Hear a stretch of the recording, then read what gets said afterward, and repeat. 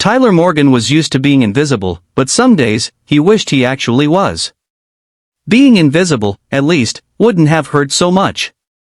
At Ridgewood Middle School, if you weren't popular, athletic, or funny, you were a target. And Tyler? He was the perfect target, skinny, stuttering, always sitting alone. But what made him truly stand out was Max. A scarred, aging German shepherd with a cloudy eye and a limp that never healed right. Tyler brought Max to school sometimes, part of a special arrangement for therapy exposure. Most kids brought poster boards and science projects. Tyler brought a broken-down police dog. That's when the laughter would start. Here comes the freak and his mutt. Who brings a dog to school on purpose? Is that thing even alive? No one saw the truth. Max wasn't just a dog. He was Tyler's whole world. Before we go deeper into this powerful story, a story of courage, redemption, and a bond that defied every expectation, if you believe in second chances, kindness, or the unwavering loyalty of animals, please like, comment, share, and subscribe to our channel, Pawsitive Tales. Every bit of support helps us keep telling stories that matter. Let's rewind a bit. Tyler didn't have a picture-perfect life. His dad had walked out when he was 6, leaving behind silence and unpaid bills. His mom, strong but stretched thin, worked late nights at the hospital. There were no family vacations. No birthday parties. Just quiet dinners with microwave meals and hand-me-down clothes. Tyler's only comfort came in the form of books about dogs, notebooks filled with sketches of them, and hours spent watching videos about service animals, police canines, and loyal companions who protected their humans with their lives. Dogs didn't judge. They didn't laugh. They understood. When he first saw Max at the shelter, something clicked. Max had once been a proud K-9 officer, trained in explosives detection, obedience, and search and rescue. But a gunshot wound ended that career early. The department retired him. No one wanted an injured, anxious, damaged dog. But Tyler didn't see damage.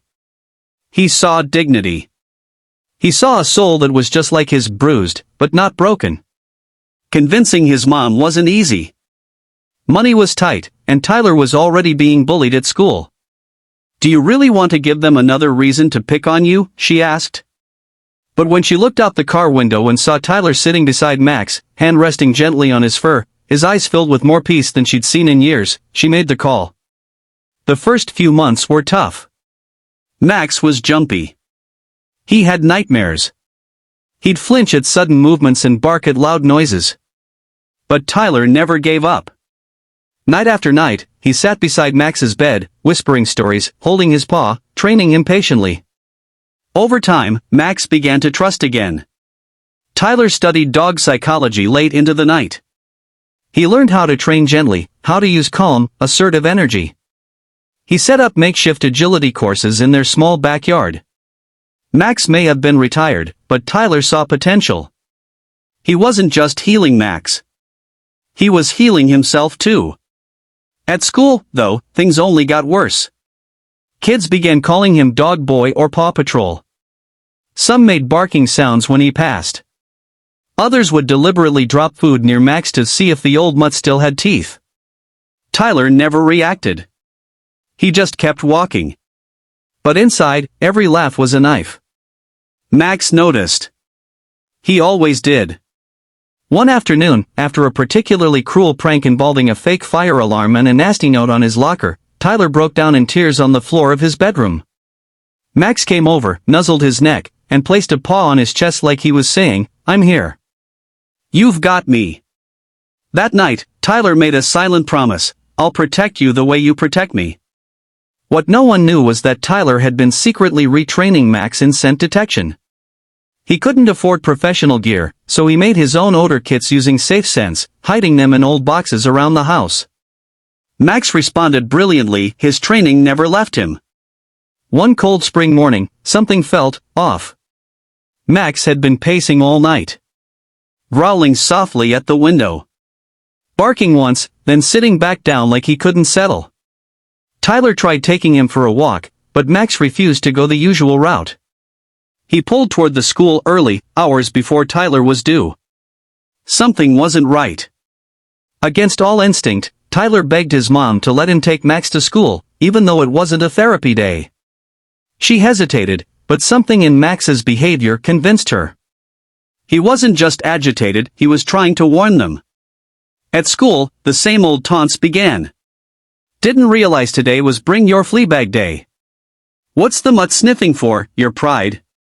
Tyler didn't hear them. All his focus was on Max. The dog was alert. Nose twitching. Posture rigid. Suddenly, Max lunged, pulling Tyler with all his strength toward the east wing of the school. Tyler stumbled, following the leash, heart pounding. They reached the old science lab. Max growled low, pawing at a cupboard near the back wall. Tyler opened it. And there, hidden behind jars of chemicals and broken lab supplies, was a backpack. Wired. Ticking. Tyler screamed. Teachers rushed in. Evacuation alarms blared. The bomb squad was called. It was real. Crude but deadly. A homemade explosive device rigged to go off during third period when the most students would have been in the wing. No one knew who had planted it. No one understood how Max had known. But Tyler knew. It was instinct. It was training. It was love. Max had saved them all. For the first time in his life, Tyler wasn't invisible. He was a hero. And not just because of the headlines or the viral videos, but because he had believed in something when no one else had. In the days that followed, news trucks lined the school. The boy and the bomb-sniffing dog. Outcast saves the day.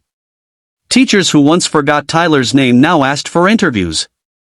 The principal offered him an honorary medal. The mayor wrote a letter. But Tyler didn't care about any of that. He cared about Max. The dog who saved not just his school, but him. Students began treating him differently. Some apologized. One girl even asked to pet Max during lunch. Tyler's circle of silence slowly began to fill. It wasn't instant popularity, but it was respect. Tyler and Max were invited to speak at schools across the state. Tyler, shy as ever, practiced hard. He still stuttered, but when he spoke about Max, his voice never wavered. People cried during their talks. Kids cheered. Teachers clapped. He got offers to join junior training programs for future handlers. Some suggested he work in animal therapy. But Tyler only said one thing: I just want to keep helping dogs. And people who feel like dogs do, forgotten, left behind, but still full of love. 2 years later, Max passed peacefully in his sleep, head on Tyler's lap. The whole school held a vigil. Students made signs. Thank you, Max. Our hero. You saved us. Tyler stood by Max's resting place and whispered, you were never broken. Just waiting for someone to believe in you. If this story moved you, if you felt a lump in your throat, or remembered a time you felt like Tyler, please like, comment, and share this video. Subscribe to Pawsitive Tales to keep stories like this alive. Because somewhere out there, there's another weird kid and another broken dog just waiting to change the world. Special request. Drop it in the comments if you believe no one is ever truly broken, they just need someone to believe in them.